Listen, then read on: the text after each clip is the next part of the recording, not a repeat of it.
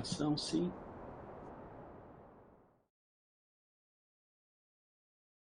Muito bem. Então, vamos continuar aqui o nosso curso, a nossa terceira parte aqui do curso de modelagem matemática de turbulência atmosférica.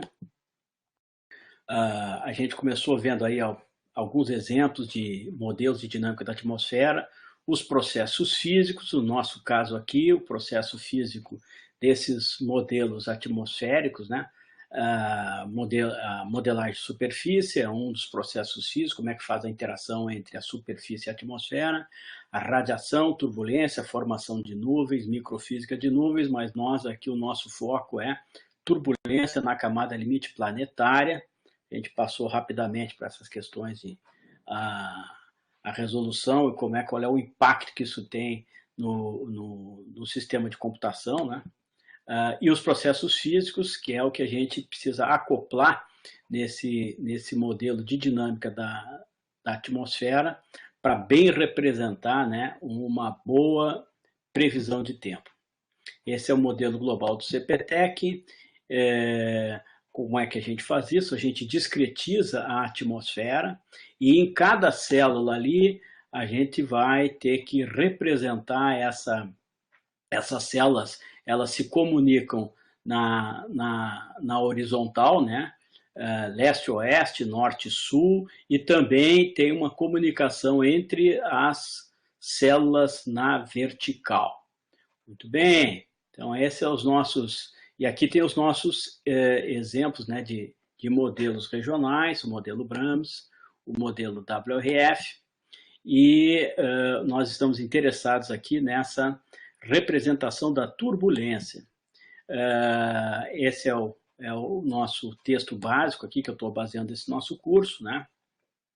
Eu mencionei que a ideia aqui é trabalhar com esse conceito de camada limite, que é como a gente representa, como é que a gente representa a turbulência. Então, a turbulência pode não ser, a gente não precisa representar em todo o volume da atmosfera, mas existe uma camada em que é obrigatório a gente fazer uma boa representação da turbulência, que é essa camada limite planetária. Mesmo que essa ideia de fluido ideal, né, que é um fluido incompressível, densidade constante e sem viscosidade, e que tem aí, é regido por equações matemáticas relativamente simplificadas. Então, eu tenho aqui a minha representação do fluido ideal, né? Lembrando mais uma vez os 3 tópicos aí que identificam o fluido ideal, que é fluido incompressível, densidade constante e sem viscosidade. Então, isso gera, né, um equacionamento matemático que é relativamente simplificado, né? Mas a gente consegue fazer uma boa descrição com essa formulação, só que, né, e inclusive a gente consegue verificar isso experimentalmente, aqui tem 2 exemplos de experimentos, mas, de fato, o que acontece é um pouco diferente. A gente vai ter aqui vai ter que trabalhar com escoamentos que não obedecem esse tipo de teoria do fluido ideal. E nós precisamos, então, representar a turbulência, mas como ora funciona o fluido ideal, ora não funciona, então a gente tem que identificar quando é que não funciona. Aí, então, porque esse era o paradoxo do D'Alembert, né? E aí, mas o pessoal já tinha observado, aí eu tenho o exemplo do Leonardo da Vinci, né, que a gente precisa fazer, identificar o que é essa turbulência. Então, aí o Reynolds, né, mostrou que dependendo da energia, essa energia é a velocidade, né, que o fluido está submetido, né, quando está fazendo um escoamento, um fluxo. Então, dependendo da velocidade, aí eu vou ter uma transição do fluido laminar para o escoamento turbulento. Então, essa é a ideia do Reynolds, né? E que a gente vem trabalhando com a teoria da camada limite. É um lugar perto da fronteira sólida em que eu não posso desprezar a turbulência. Então, esse é o conceito da camada limite, e aqui nós vamos trabalhar com a teoria do Taylor. E a gente vai aplicar essa teoria nas diferentes camadas de estabilidade da atmosfera. A camada diurna, a camada limite convectiva e a camada noturna ou camada estável. Né? Muito bem. E o que a gente faz é pegar essa hipótese do Taylor, né, que uma propriedade no escoamento turbulento é descrito por uma quantidade principal, né, que segue mais ou menos o escoamento laminar, junto com uma perturbação aleatória. A média dessa perturbação aleatória é zero, mas a média do produto de perturbações aleatórias não é zero. E isso é o que a gente vai chamar de fluxos turbulentos ou fluxos de Reynolds. E o que nós vamos fazer é representar esse produto de termos, essa média desse produto de termos aleatórios o gradiente da quantidade principal vezes uma difusividade turbulenta. Esta difusividade turbulenta está baseado, né, no conceito de difusividade e lá da mecânica estatística, melhor dizendo, da teoria cinética dos gases, a gente identifica difusividade como sendo o produto entre uma velocidade característica vezes um comprimento característico. Então, velocidade vezes comprimento é o que identifica a difusividade. Mas essa difusividade, né, a gente vai ter que representar por uma velocidade característica, né, e por um comprimento característico. E o que a gente precisa saber, então, quem são essas velocidades e comprimentos característicos. Aqui vem, então, a proposta do Taylor, né? Partindo da ideia que difusividade é velocidade vezes comprimento, e a velocidade pode ser expressa como a derivada da distância, então eu tenho o produto da velocidade pela distância, ou a distância e a velocidade dada pela derivada da distância em relação ao tempo. Bom, esse produto de distância vezes a derivada da distância em relação ao tempo, isso aqui é a derivada em relação ao tempo do quadrado da distância, por exemplo, entre duas partículas. E isso aqui pode ser representado pela integral da velocidade num determinado instante de tempo vezes a velocidade em outro instante de tempo da mesma partícula. Bom, tomando uma média dessa expressão, a gente vai ter o seguinte, que a derivada no tempo da metade da média do quadrado da distância entre duas partículas dentro do escoamento, ele é igual à integral da média das velocidades calculadas em tempos diferentes. Fazendo, então, uma integração no tempo, né, dessa integral, e lembrando que essa média entre dois instantes de tempo da velocidade da mesma partícula, isso aqui a gente chama de função de correlação. E a função de autocorrelação é simplesmente a variância da velocidade, né, vezes a função de autocorrelação da velocidade, a correlação da velocidade com ela mesma, mas em diferentes períodos de tempo.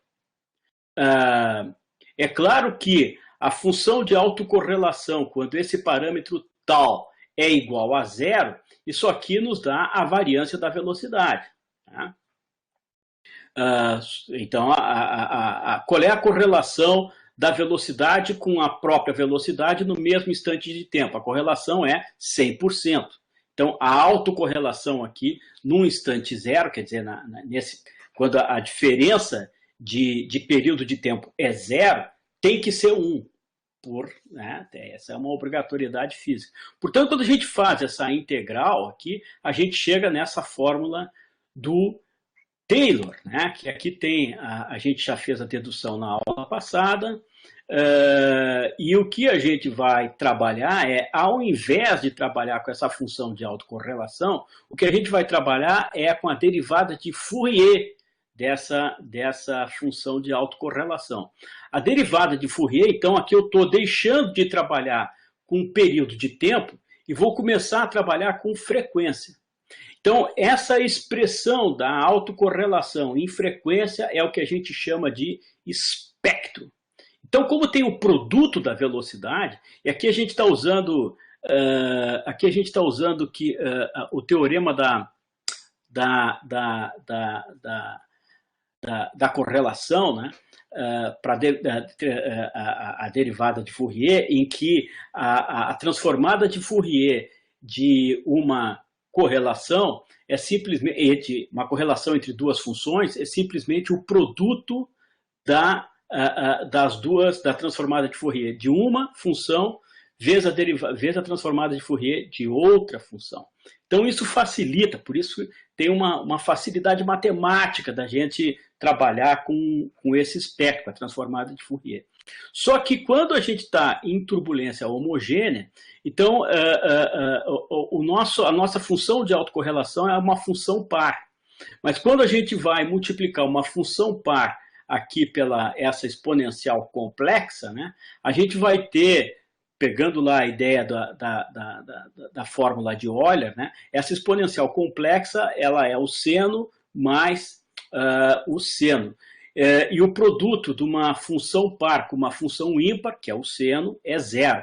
Portanto, a nossa transformada de Fourier é simplesmente o produto da autocorrelação vezes o cosseno. E com isso, né, lembrando aqui que a função de autocorrelação, quando o período de tempo é zero, então aí eu tenho a variância da velocidade. Muito bem.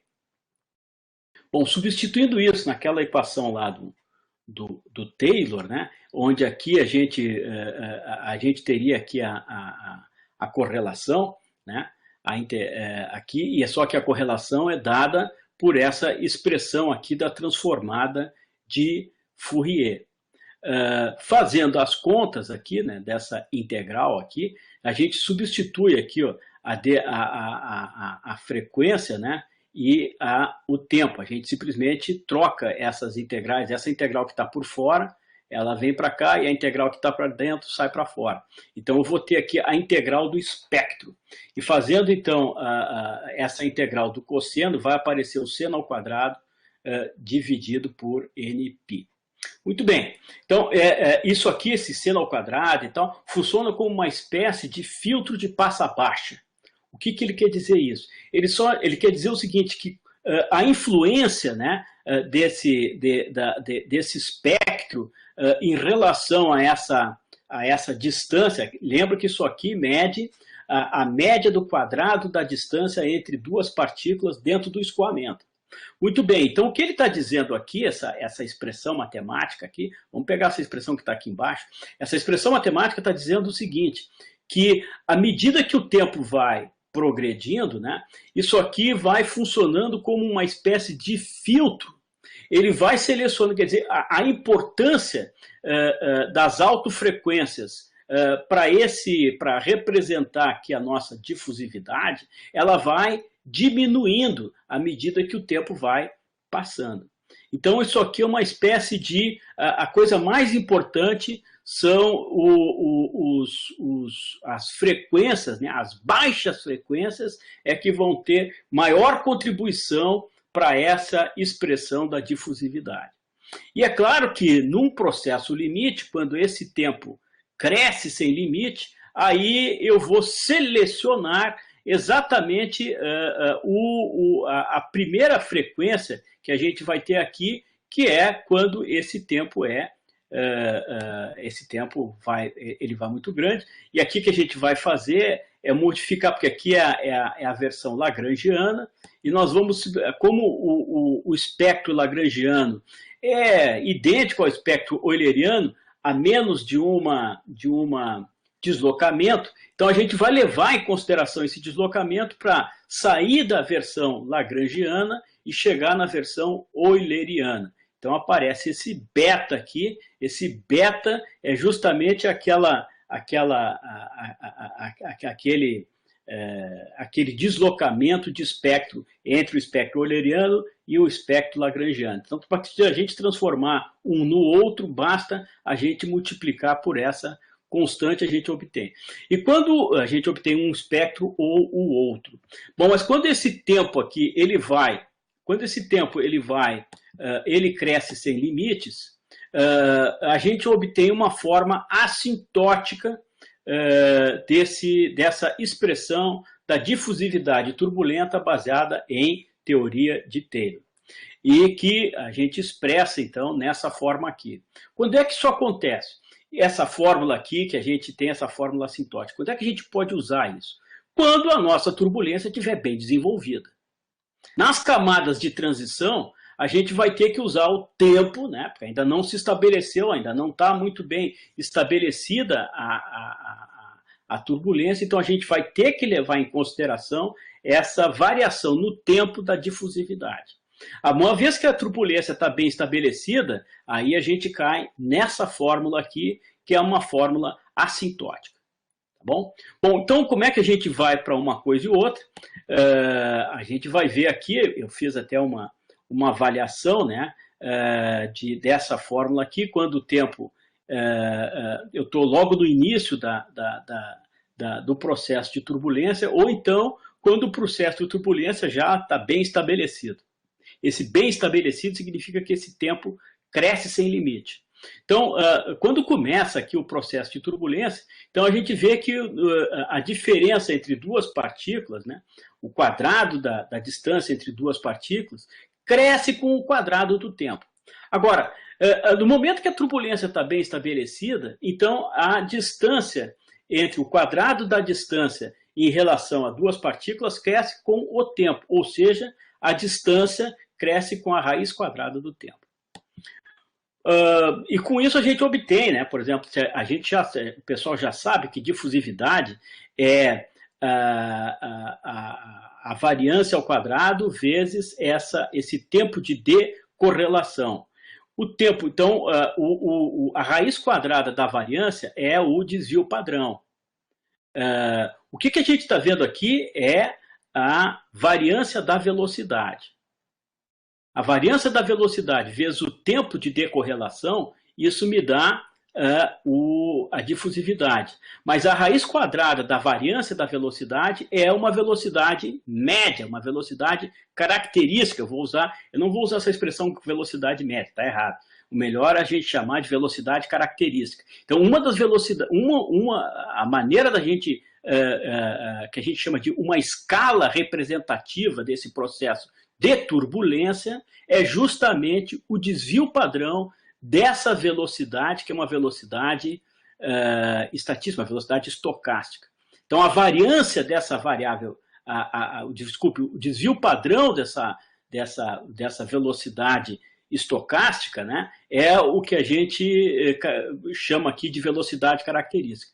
Velocidade característica vezes um comprimento característico, a gente já tinha visto isso lá naquela nossa fórmula, é a difusividade.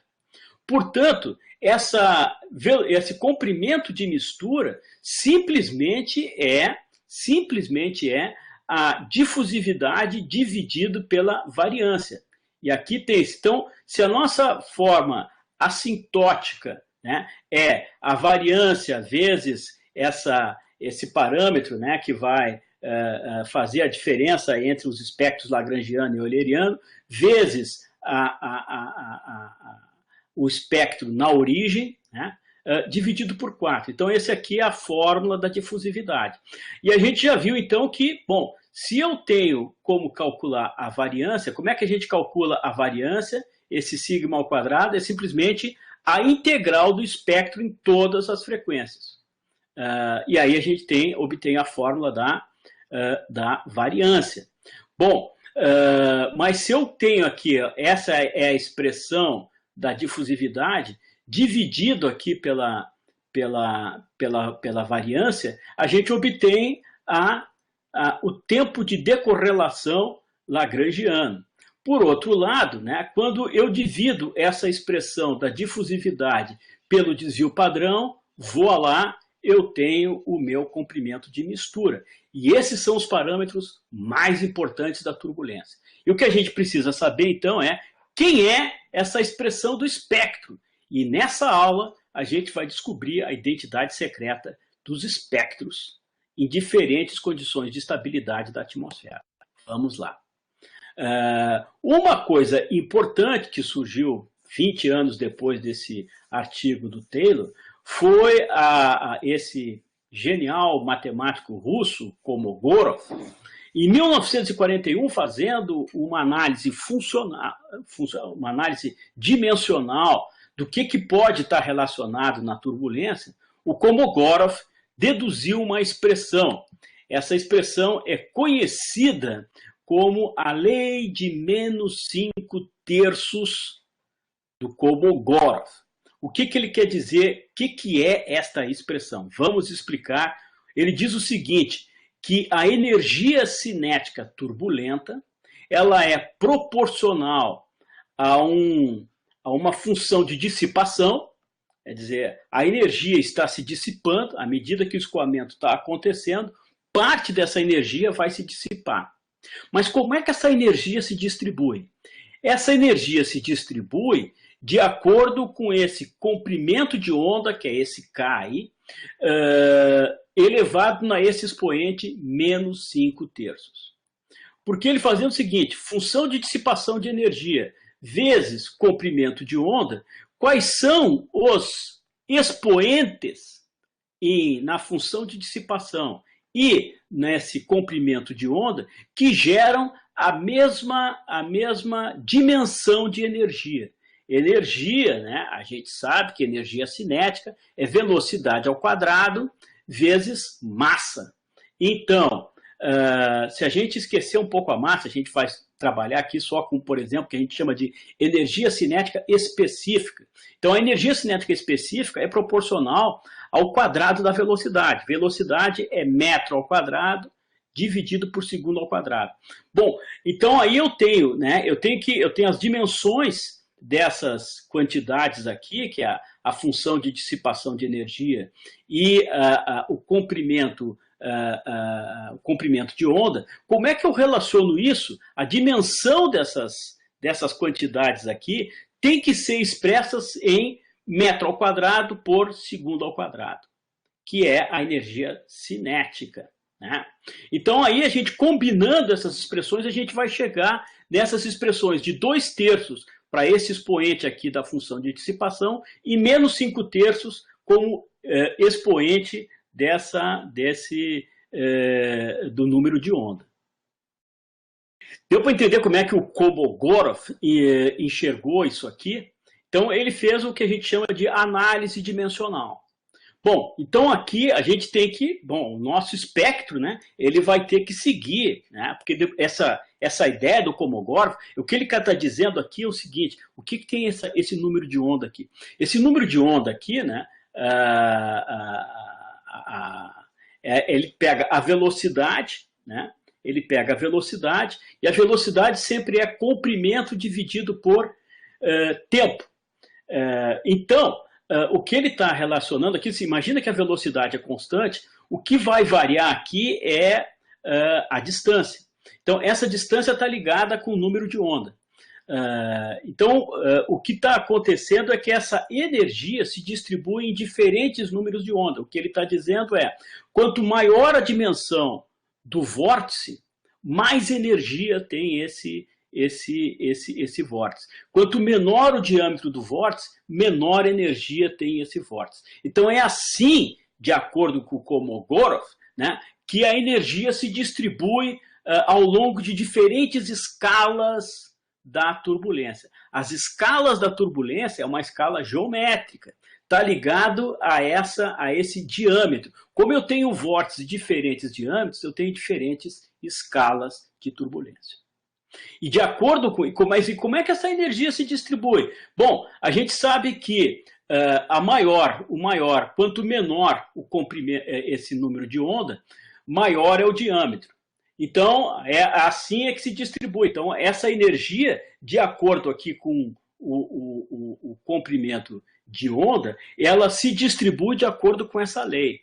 E essa lei aqui, né, de forma gráfica, né, eu vou pular um pouquinho, depois eu volto aqui para a teoria da similaridade, mas essa lei aqui, essa aqui é o espectro de Kolmogorov. Então vai ter um lugar aqui, ó, que a gente chama de subdomínio inercial, que é uma, aqui se eu tomar o logaritmo, né, o logaritmo da energia cinética contra o logaritmo da frequência, eu vou ter uma reta aqui, né, de inclinação menos 5/3, uma reta, né? E isso aqui foi verificado experimentalmente. Então, se os experimentos mostram que o Kolmogorov estava certo, a gente vai ter que o seguinte, que o nosso espectro, seja lá qual for, né, ele, dentro do subdomínio inercial, ele vai ter que seguir a lei do Kolmogorov. Mas tem outras coisas que a gente tem que seguir, e antes de seguir a lei do Kolmogorov, né, o pessoal começou a estudar a camada limite. Aqui vem a escola russa, da meteorologia dos russos, aqui, né, e que eles notaram que essa camada de mistura, né, que tudo tem algumas coisas que são constantes. Então, se são constantes, eles pensaram, existem algumas coisas que têm que ser representativas nessa camada de mistura, por exemplo. Então, uma das coisas que eles imaginaram é qual a velocidade que eu vou adotar. Aí é o seguinte, olha, eu vou pegar a tensão de superfície, tensão de cisalhamento de superfície, dividido pela massa específica da atmosfera, do ar, né? Se eu tomar a raiz quadrada disso, eu tenho uma dimensão de velocidade, e essa velocidade é chamada de velocidade de fricção. Além disso, né, eu tenho um fluxo de calor entre a atmosfera e a superfície. Eu vou tomar esse fluxo de calor na superfície, né, como um outro, que isso é uma coisa que eu posso medir. Então, tudo aqui eu posso medir, porque nós vivemos na superfície. Nós quem, cara pálida? Nós, seres humanos. Nós, seres humanos que vivemos na superfície, nós podemos calcular essas quantidades que estão na superfície. Bom, como é que a gente combina esse parâmetro, né, de flutuação? Quer dizer, esse parâmetro de flutuação é o seguinte, quanto é que, quando está aquecido, né, quando está aquecido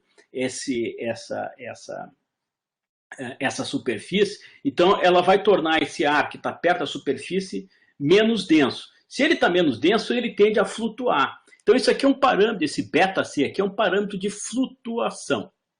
Bom, e o que a gente vai fazer é pegar essa temperatura, que é a temperatura potencial, que aqui é a temperatura dada em Kelvin, a pressão de superfície dividido pela outra pressão num certo expoente. Eu não vou comentar muito sobre esse expoente aqui. Aqui a gente está ligado a gás ideal, que segue a equação de Clapeyron, e gás monoatômico.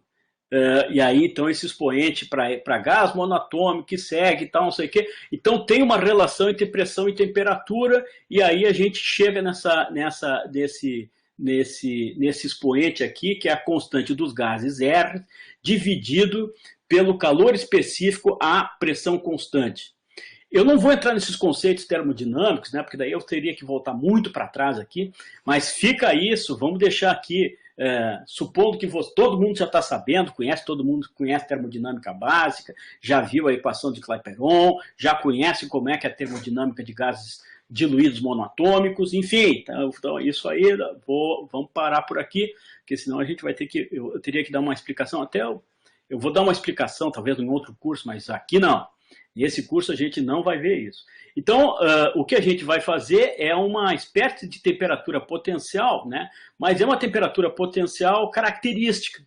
Essa temperatura potencial característica, né, ou adimensionalizada, a gente pega o fluxo da superfície dividido aqui pela velocidade de fricção, e esse Kzinho, é um K meio metido a besta, né? É um K grego, a gente chama de, esse K grego é o kappa, então, que é a constante de von Karman, né? Esse kappa aí vem em homenagem ao von Karman, né? que as esteiras de vórtice de Von Karman, então, foi um dos caras que também começou a trabalhar em turbulência. Então a gente vai dando nomes a esse aqui. E quando a gente combina, né, esse parâmetro de flutuação com o fluxo de calor da superfície, com o cubo dessa velocidade de fricção e dividindo aqui pela constante de Von Karman, esse agrupamento aqui tem dimensão de distância. Então, isso aqui é chamado de comprimento de Obukhov. Em alguma literatura também aparece como comprimento de Monin-Obukhov. Mas vamos deixar para lá, né? Mas é um comprimento. E isso aqui, esse comprimento de Monin-Obukhov, para mim é uma coisa fundamental. Eu vou usar isso para caracterizar o tipo de camada limite que a gente está tratando. Então, quando esse comprimento de Monin-Obukhov for negativo, eu vou dizer que a gente está numa camada convectiva. Quando esse comprimento de Monin-Obukhov for positivo, isso a gente vai estar numa camada estável. E quando o comprimento de Monin-Obukhov em módulo for maior do que 500, isso caracteriza uma camada neutra. Então fica bem caracterizado os 3 tipos de estabilidade atmosférica, olhando só para esse parâmetrozinho aqui, que é o comprimento de Monin-Obukhov. Mas aí o pessoal disse o seguinte, olha, se eu combinar aqui a constante de Von Karman, o nível de altura, dividido aqui pela velocidade de fricção, né, multiplicado pelo gradiente gradiente vertical da velocidade principal do vento, isso aqui gera o que eles chamam de uma função universal. Então, essa função universal, ela depende da altitude e do comprimento de Monin-Obukhov. Então, nosso problema, então, é fazer experimentos e descobrir quem é essa função Xi, que é a chamada função universal. Uma vez que eu conheço essa função Xi, e lembrando lá de como é que a gente modela o fluxo de Reynolds, né? O fluxo de Reynolds é uma difusividade vezes o gradiente da propriedade na direção vertical, vezes o gradiente da velocidade. Portanto, esse nosso difusividade, ela pode ser expressa como a constante de Von Karman vezes o nível, né, de altitude, vezes a velocidade de fricção, dividido por essa função universal que a gente determina experimentalmente. Isso aqui é chamada a teoria da similaridade da turbulência para a atmosfera. Esse aqui é um dos resultados. Mas isso funcionou bem para a camada convectiva, que eles conseguiram determinar bem direitinho essas funções. Mas para a camada estável surgiu um problema. Essa teoria aqui não funcionava. Aí essa teoria foi adaptada, que é chamada a teoria da similaridade local. O que é a teoria da similaridade local? O que ele quer dizer é o seguinte aqui, ó. Vamos pegar aqui, deixa eu ver se eu não tenho aqui um exemplo. Vou pegar um exemplo aqui de camada limite. Vou voltar para trás aqui. Então aqui está a nossa... onde é que está a nossa camada limite? Está aqui. Então, aqui suponha, né? Então aqui eu tenho a turbulência, né? Que ela começa aqui perto da superfície, e para cada nível eu vou ter uma intensidade de turbulência. Nessa camada convectiva, aquela teoria da similaridade até que tinha uma certa descrição razoável do que acontecia. A gente podia obter, por exemplo, aquela difusividade fazendo aquele tipo de análise. Só que quando a gente pegava aqui na camada estável, aquela teoria não funcionava mais. Aí o que ele quis dizer é o seguinte, olha, essa teoria que a gente pode pegar, esse comprimento de Monin-Obukhov, aquela escala de velocidade, aquela escala para temperatura, tudo isso, né? Mas a gente pode adaptar aquela teoria, mas vai ter que fazer o seguinte, vai ter que calcular nível a nível. Então, à medida que eu vou subindo aqui na altura da camada limite, para cada nível eu tenho uma caracterização do tipo teoria de similaridade. Então, é o que ele chama de teoria de similaridade local. Eu não tenho uma teoria da similaridade global para a camada limite planetária. Eu tenho uma teoria da similaridade para cada nível da camada. Então, isso é o que ele chamou. Então, para cada local, para cada nível da camada, eu tenho uma teoria de similaridade. Isso, então, é a teoria da similaridade local. Essa teoria da similaridade local. E a teoria da similaridade local diz o seguinte, olha, eu tenho uma relação entre a tensão de cisalhamento local e a tensão de cisalhamento característica. A tensão de cisalhamento característica é o quadrado da velocidade de fricção. Portanto, o quadrado, né, da velocidade, né, está relacionada com a tensão de cisalhamento em cada nível. Né? Estão vendo aqui que tem esse Z aqui. Z é a altura da camada, é a altura que eu vou em relação à superfície. E ele diz aqui, né, essa aqui é uma teoria desse pesquisador holandês, Newstar, que ele publicou em 1986, essa teoria dele. E aí ele diz o seguinte, olha, essa relação aqui, né, da tensão de cisalhamento, né, que é proporcional ao quadrado da velocidade, isso aqui obedece mais ou menos essa expressão aqui. Ó. Então, aqui ele vai, né, de 1 até 0, quando esse Z aqui é igual a H é a altura da nossa camada limite planetária, vezes esse expoente α1 aqui.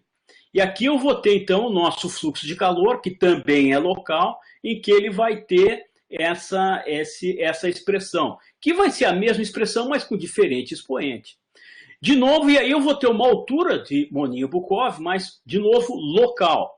Né? E como o comprimento de Moninho-Bukov a gente consegue simplesmente, combinando a expressão aqui de tensão de cisalhamento e calor, né, a gente vai ter uma representação do comprimento de Moninho-Bukov local, mas combinando essas coisas, então vai ter uma combinação aqui dos nossos expoentes. Bom, como é que eu descubro esses expoentes? E outros parâmetros que vêm aí, que a gente precisa descobrir, né? Como, por exemplo, naquela lei lá dos menos 5/3, ele diz o seguinte, que a energia é proporcional à função de dissipação vezes, né, no expoente 2/3, vezes o comprimento de onda no expoente menos 5/3. É proporcional, mas para transformar isso numa equação, a gente tem que ter uma constante. Então, esse monte de constantes, expoentes que estão aparecendo aqui, como é que a gente determina isso? A gente determina isso usando experimentos. Mas faltou ainda o nosso espectro. Quem é esse nosso espectro? Bom, o que nós vamos supor aqui, nós vamos começar fazendo esse espectro para a camada estável. Então, eu vou dizer que esse espectro, né, N vezes o espectro, com essa nossa escala de velocidade, que é a nossa velocidade de fricção, ele é aproximadamente isso aqui. Ó. O que é esse F? Esse F é uma frequência. É uma frequência que a gente vai ser essa frequência em Hertz, que é esse N aqui, multiplicado aqui pela nossa altura, né, da superfície até uma determinada altitude, dividido pelo o vento principal do escoamento. Isso aqui é uma espécie de frequência adimensional. Muito bem, então a gente adimensionalizou e aí a gente quer um modelo de espectro baseado nisso aqui, e lá vem outros expoentes e tem outras constantes aqui, A e B. A gente vai ter que descobrir quem são essas constantes A e B. Bom, essa descoberta vem de uma certa análise. A análise é que o nosso modelo de espectro, né, quando o comprimento de onda ou a frequência vai crescendo sem limites, né, essa nossa expressão aqui, ela se reduz a esse tipo de expressão. A vezes B, num certo expoente, vezes o... E a gente já sabe que toda essa expressão aqui, para que o nosso espectro, né, dentro do subdomínio inercial, vai ter que ser o espectro de Kolmogorov. Então, esse M3 menos M1 vezes M2 menos 1, isso aqui vai ter que ser igual a menos 5/3. Olha aqui, ó, tá? Então, essa expressão aqui, né, vai ter que ser... Aqui eu já não estou mais naquela proporcionalidade. Aqui eu já estou dizendo que, olha, aqui eu vou ter que usar... Aqui essa constante D2 é que transforma aquela análise de similaridade do Kolmogorov numa equação espectral. Aqui eu estou vendo o espectro de como é que ele se comporta, o espectro da turbulência, no subdomínio inercial. Esse subdomínio inercial significa dizer o seguinte, que eu estou longe, né, daquele valor de vórtice, né, que concentra a energia, que tem a maior parte da energia do escoamento, né? Então, aqueles grandes vórtices, eu estou um pouco longe daquilo ali, mas eu também estou longe da dissipação viscosa. Então, quando eu estou longe da dissipação viscosa e longe daqueles turbilhões que contêm energia, então esse aqui é o que a gente caracteriza esse subdomínio inercial, e nesse subdomínio inercial a distribuição de energia segue uma certa, em escala logarítmica, né, segue uma reta com inclinação menos 5/3, que é a teoria de Kolmogorov.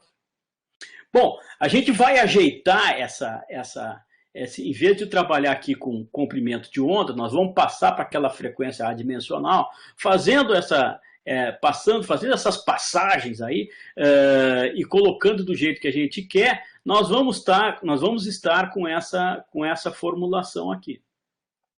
E a nossa função de dissipação, se a gente pegar o livro, por exemplo, do Sorbahan, né? Livro não, desculpa, isso aqui é um paper do Sorbahan, em 1986, mais ou menos na mesma época da teoria lá do professor Neustadt, né? Ele diz o seguinte, ó, vê que aqui ele já está usando a teoria do Neustadt, né, da teoria da similaridade local, quando ele já está trabalhando aqui com esse lambda. Esse lambda, se vocês estão lembrados, não deve estar lembrado, mas eu estou recordando aqui, que esse lambda é o nosso comprimento de Moninho-Bykov local. Vocês veem que aqui a gente já está entrando na camada, tudo isso aqui vale para a camada estável, né? Porque a gente está trabalhando com a teoria da similaridade local. E a gente vai usar essa teoria da similaridade local, por exemplo, para representar a função de dissipação. Muito bem. Então, a gente já sabe, né, que essa combinação desses coeficientes tem que ser igual a menos 2/3, e o máximo do espectro, né, ele vai ter que ter o máximo que a gente verifica pelos experimentos. E aí aparece esse termo aqui, né, que é o máximo do espectro que a gente pode medir isso, né? A gente mede experimentalmente, a gente determina esse espectro experimentalmente, com anemômetros de fio quente ou anemômetros laser e tal. A gente mede essas velocidades, essa energia cinética turbulenta, e aí então a gente tem um espectro experimental. E esse espectro tem um máximo. Então o máximo do nosso espectro também vai ter que ser o máximo do que a gente verifica nos experimentos. E com isso a gente obtém quem é o valor dessa constante B. Bom, feito isso, descobrindo quem é porque aqui, ó, a gente vai obter aqui, ó, que esse parâmetro, né, que é a constante aqui do Kolmogorov, né, ele vai ser uma relação entre o nosso parâmetro ainda a ser descoberto, que é esse parâmetro A, o parâmetro B e a função de dissipação.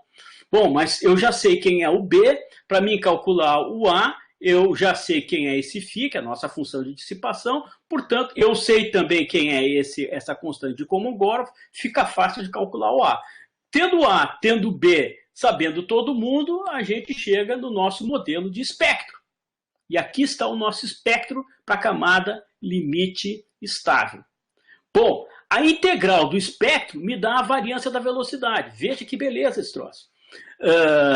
E o nosso máximo a gente também modela de acordo com o máximo da camada neutra.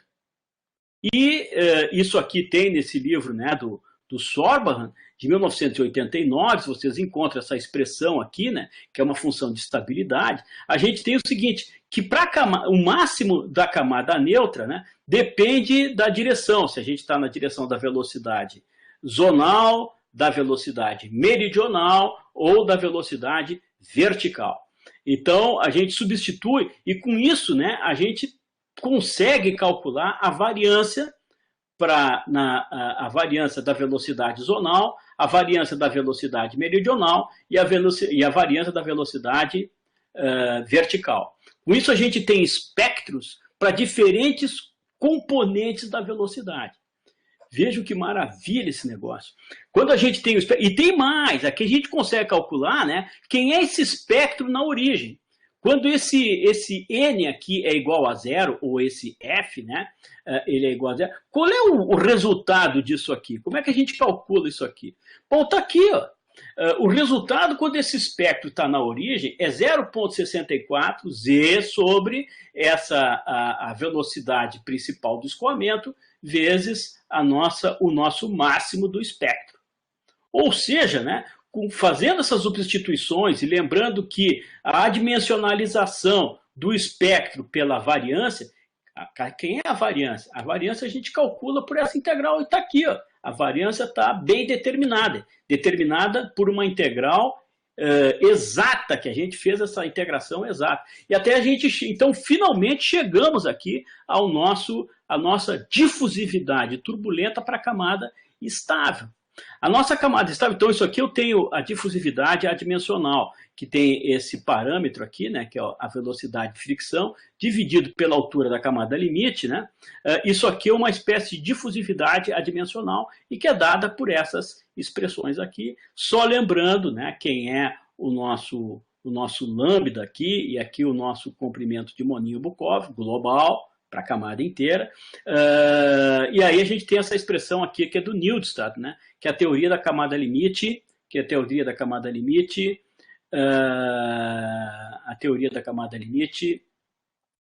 local. Teoria da similaridade local. Né? Teoria da camada limite. Bom, para a camada convectiva vai ser a mesma coisa, só que ao invés de trabalhar com a escala de velocidades, essa escala de fricção, eu vou trabalhar com esse W aqui. Ó. Então, esse W aqui vai ser o inverso da raiz cúbica do comprimento de Moninho-Bukov, né? Dividido aqui pelo inverso, né? Ou pela a altura da camada limite menos esse coeficiente desculpa, constante de von Karman, multiplicado aqui por o estrela. Então, aí é uma maneira da gente, como é que a gente calcula, né, esse W estrela aqui, que nós vamos representar, né, aqui a nossa escala de velocidades, diferentemente do que a gente tinha feito na camada estável, aqui na camada convectiva vai ser o W estrela, que vai ser a nossa escala de velocidades. Então, o nosso espectro, né, ele vai ser escalonado por essa nova escala de velocidades. Mas tudo continua como a gente estava antes. Só que como a gente agora, o espectro basicamente é o mesmo, né? Só o que vai modificar aqui é que a gente está ajustando para uma nova escala. Fazendo isso aqui, né, representando aqui, eu vou ter uma função de dissipação, não mais daquilo que a gente tinha na escala, na camada estável, mas vai ser uma função de dissipação para a camada convectiva. Bom, feito isso, né, e fazendo as nossas modificações, de novo, eu vou ter que esse espectro vai ter que bater com o espectro de Kolmogorov. Outra coisa, que o máximo desse espectro vai ter que ser o mesmo máximo do que a gente tem nas observações, e isso, né, traz para essa teoria, né, que é uma teoria bem embasada em física. Quando a gente está ajustando o máximo do nosso espectro analítico com o máximo das observações, nós estamos mostrando que esse espectro aqui, ele representa a turbulência. A turbulência está bem representada porque o máximo desse espectro é o máximo que a gente obtém das observações. E tem mais, esse espectro também obedece ao espectro de Kolmogorov, que já está para lá de de testado com os dados experimentais.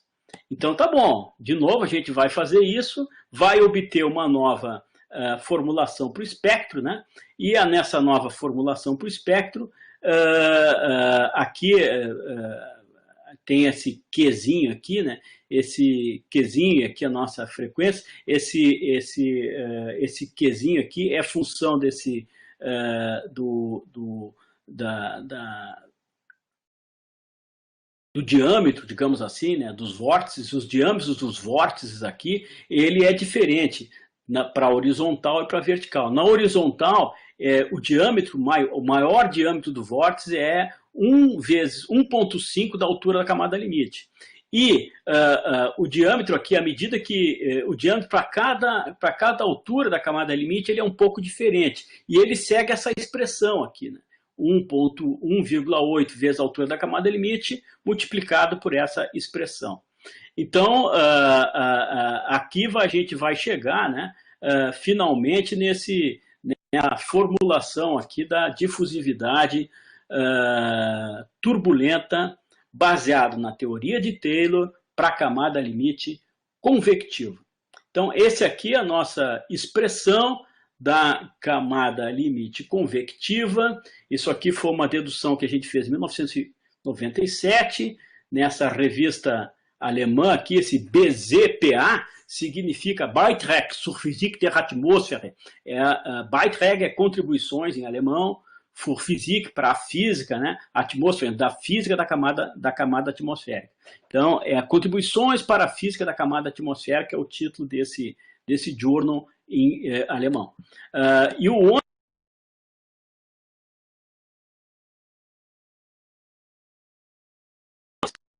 uma travada aqui, não sei o que está acontecendo.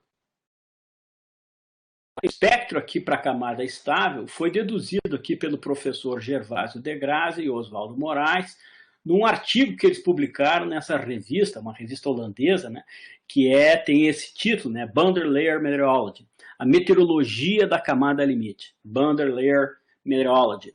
Então, essa meteorologia é uma revista holandesa que nessas questões de turbulência atmosférica talvez seja a referência a revista mais importante dessa área aí de turbulência atmosférica, essa foi uma publicação de 1992. Então tá bom, eu tenho aqui uma representação para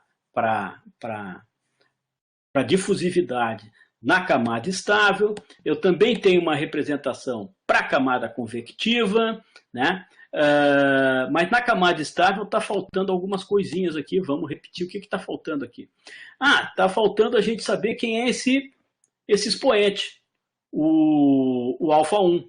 Mas para mim calcular esse comprimento local de Monod-Bukov, eu preciso também do alfa-2. Então está faltando esses expoentes alfa-1 e alfa-2, né? Como é que a gente calcula, e como é que a gente calcula essas constantes aqui, que é a constante do Kolmogorov, essas constantes que estão aparecendo o tempo todo aqui? Vou lá, a gente precisa de experimentos. A gente precisa conhecer um pouco da atmosfera, para que todos esses nossos modelos, né, então a gente calcula aqueles coeficientes, aqueles expoentes, aquelas constantes, de forma a ajustar os nossos modelos com o que a gente observa na atmosfera. Aqui eu peguei, porque isso aqui eu acho que está no paper do Newstar, né, que ele tem essa torre de 250 metros, né, que eles fizeram lá na Holanda, nessa cidade de Cabalve. Então, nessa cidade de Cabalve, eles têm essa torre, e aí eles fazem muitos experimentos. Na verdade, os holandeses são muito respeitados na Europa, né, por serem uns bons modeladores de camada limite atmosférica, né. Mas a Holanda, ela tem assim, digamos, né, ela é um país plano e tal, então tem uma certa facilidade, né, diferentemente de quem, sei lá, na Suíça, que é um terreno complexo, cheio de montanhas e tal. Então aqui na Holanda fica um pouco mais fácil da gente analisar casos simplificados de turbulência atmosférica. Bom, aí o que a gente fez é pegar toda essa teoria e jogar, né, explicar para a comunidade como é que a gente obtém representações da turbulência em qualquer tipo de condição de estabilidade. Aí, isso aqui foi um artigo, né, que nós publicamos aqui no ano 2000, na virada do século XX para o século XXI, sobre parametrização da turbulência para modelos de dispersão, mas botamos aí modelo de dispersão porque a gente tinha lá um foco para essa coisa de poluição atmosférica, mas na verdade isso serve para qualquer modelo de turbulência atmosférica, para a camada limite planetária. Esse BPL aqui significa Planetary Boundary Layer, quer dizer, a camada limite planetária, em todas as condições de estabilidade. Aquele alfa 1 e alfa 2 ali, dependendo como é que a gente está, a gente pode tanto chegar em uma representação de camada estável, como também uma representação de camada neutra.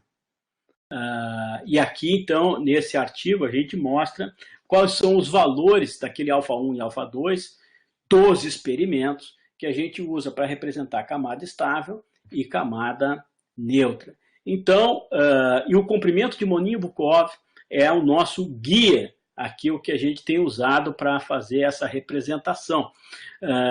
Porque o comprimento de Monin-Bukov, de fato, a gente usa, né? A gente está usando a teoria lá da similaridade para a caracterização da estabilidade. Quando o comprimento de Monin-Bukov é negativo, camada convectiva. Quando o comprimento de Monin-Bukov é positivo, camada estável. Quando o módulo do comprimento de Monin-Bukov é maior do que 500, a gente está em camada neutra. Finalmente, então, agora temos tudo, já sabemos como representar isso, como colocar isso nas equações. Então, vamos ver aqui na próxima aula toda essa teoria dentro dos modelos de simulação e qual é a resposta dessas teorias de turbulência dentro desses modelos de simulação para fazer previsão numérica do tempo, para fazer previsão ambiental, dispersão de poluentes, etc., né? Com diferentes formulações, de formulações eulerianas, formulações lagrangianas, formulações, no caso aqui de modelos de dispersão de poluentes em camada limite, em camadas atmosféricas, em simulação de dinâmica da atmosfera, modelos gaussianos, que essa é uma formulação também bastante usada para a turma aí de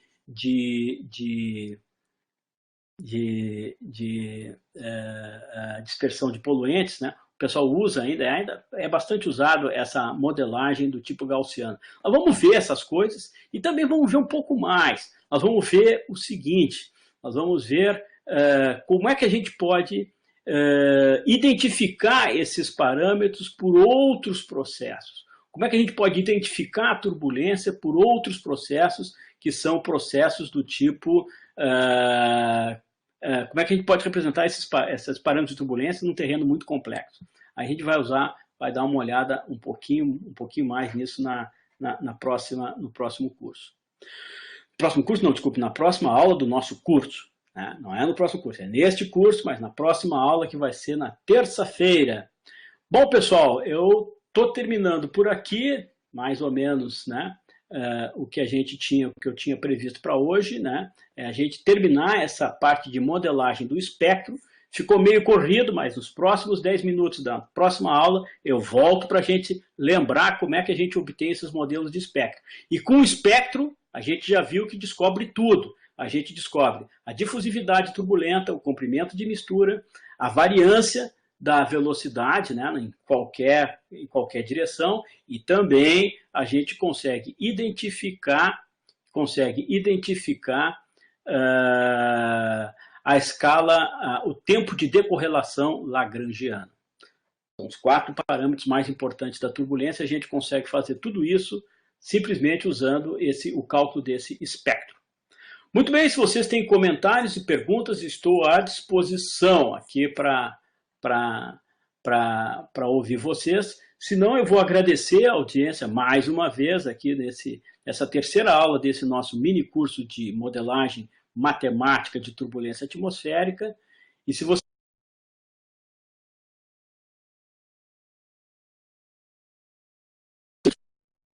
sexta-feira e um ótimo fim de semana.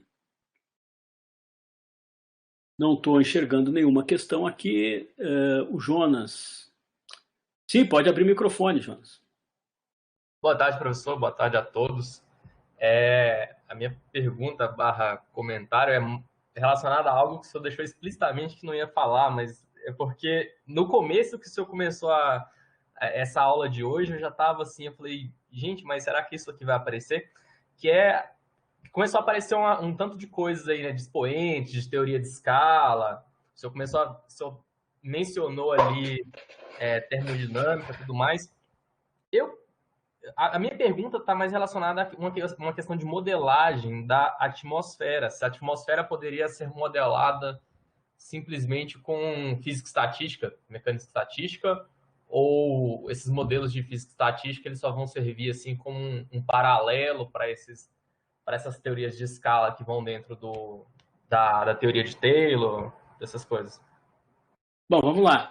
A física, né, a gente pode colocar a física em 4 grandes escalas. Tem a física macroscópica, tem a física microscópica e entre esses dois tem uma física mesoscópica.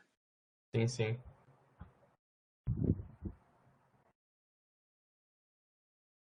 A mesoscópica é o que a gente chama de a teoria da mecânica estatística. E a teoria microscópica da física é a mecânica quântica. Então, o que a gente está aqui é simplesmente olhando para o aspecto macroscópico da física. Então, por exemplo, né, o que a gente entende por temperatura na física macroscópica, né, a física estatística relaciona a temperatura, essa é chamada lei zero da termodinâmica, né, ela relaciona a temperatura com a energia média de vibração das moléculas. Primeiro que quando nasceu essa física macroscópica, a gente não tinha ideia que existiam átomos e moléculas. A ideia de átomos e moléculas, né, veio com a mecânica estatística. E aí deu uma interpretação da mecânica estatística do que é pressão, do que é temperatura. Todas essas variáveis macroscópicas, né, a gente pega já vinha trabalhando com isso e vinha obtendo bons resultados com isso. Então, todo o nosso esforço aqui, né, é em cima da física macroscópica. Por que então que a gente não vai? Bom, mas já que existem moléculas e átomos, por que a gente não pega a mecânica estatística? Mas daí, aí na virada do século XIX para o século XX, surgiu, além da mecânica estatística, surgiu a mecânica quântica. Daí alguém diz, pô, mas na verdade tudo é função de onda. Por que a gente não usa só a função de onda para representar tudo? Não dá. Não há capacidade de computação para representar todo o que a gente está vendo aqui com a mecânica quântica. E também não tem capacidade computacional da gente resolver tudo que a gente está observando com a mecânica estatística. Então, o que nos resta aqui para os pobres mortais do século XXI que estão querendo fazer previsão de tempo? É trabalhar com a física macroscópica. É trabalhar com a mecânica do contínuo. Basicamente, né, a gente rompe com essa ideia de mecânica do contínuo quando está trabalhando com a física mesoscópica da mecânica estatística ou com a física microscópica da mecânica quântica. Então, é uma proibição do ponto de vista da computação. Então, nós somos obrigados a trabalhar com a tecnologia que a gente tem hoje com a física macroscópica. Deu para perceber por que a gente tem que trabalhar com esse tipo de coisa, Jonas? Perfeitamente, professor. A resposta do senhor assim foi fantástica. Eu estou até... Nossa, perfeito, perfeito. Muito obrigado, viu? Tá legal. Bom, mais alguém aí tem algum comentário ou pergunta? Senão eu vou me despedir de vocês, deixar para vocês aqui uma boa... Opa, cumprimento, Monivkov. É o melhor parâmetro para classificar a turbulência noturna. Não é exatamente é o que eu uso, por exemplo, quando eu tenho lá meus parametrizações, né, de turbulência, e eu vou querer saber o seguinte, poxa, agora o meu modelo vai usar a parametrização de camada estável, a parametrização de camada convectiva ou a parametrização de camada neutra. Aí eu uso o comprimento de Molnier-Bukov. É simplesmente um